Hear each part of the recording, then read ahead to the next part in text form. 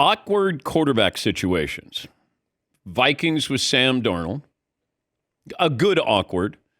The Jets situation of what do you do? Do you want Rodgers back? And if you're a new coach coming in, the Falcons is kind of awkward if Penix plays well. Yeah, What do you do with Kirk? If he doesn't play well, it's awkward. I offer this one up. Let me start with this. The Niners quarterbacking situation with Brock Purdy coming due. Is that an awkward quarterback situation decision?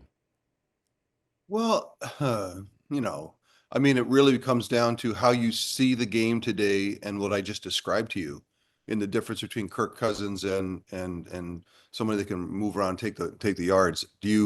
If you don't have that ability to extend and to push, kind of from your athletic ability just to push defenses backwards, you're going to need more help. That's why Jared Goff last week, he scrambled once and everyone's like, oh my gosh, it's like Josh Allen, but so he can do it, but it's not his game. So he actually, in the game today, because of what I just described to you, you need more room. And so you need more help. And so when Josh gets it, let me say it this way. If you have a series, a 10-play series, they score a touchdown. In those 10 plays, if it's Jared Goff, you're going to have 10 plays where you have to call it out of the huddle generally and have it work all the way down the field. So that's hard to do. That's retail football. It's hard to do. If you can do it and you get really good at it, but it's just it's got the degree of difficulty.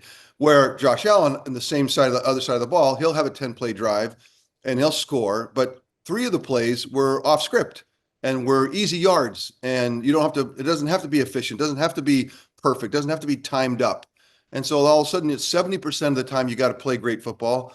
Or tactical or efficient football, and the Lions have to do 100%. So you go back to Brock Purdy. He's going to have to. He needs out of the huddle. That's his superpower. Call a play, run it, and then matriculate down the field and throw it into the end zone, and or run it in the end zone. So in many ways, in the game today, you would say, look, I want to make sure that I have plenty of help for Brock Purdy, plenty of help for Jared Goff, plenty of help for Kirk Cousins, and I need money to do that.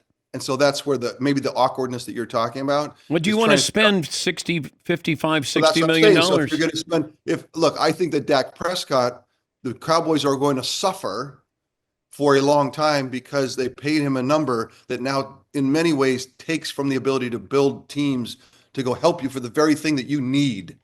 And so that's the dilemma. Because everyone loves Brock and loves his game and loves his efficiency and his leadership and everything else. But we got to make sure we have the money to put the people with him to go win it. Because if the goal is Super Bowls, if the goal is winning some rank and file regular season games, maybe get to the playoffs, that's a different goal. And that might mean different. But if you're talking about we want to go to the Super Bowl, we need people to be there to help Brock.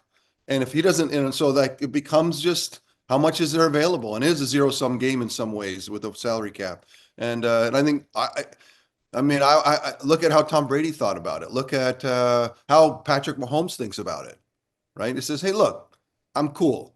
I got my money, but I want to have plenty of money. And how many times did Tom every year say, look, I'm going to restructure I want plenty of money to get people that can come help me win Super Bowls. And so just with that mentality, it could all get worked out. If everybody says, "Oh no, I want every last dollar," and I have to set the market, that's going to be a complicated. There's the awkwardness that you just talked about.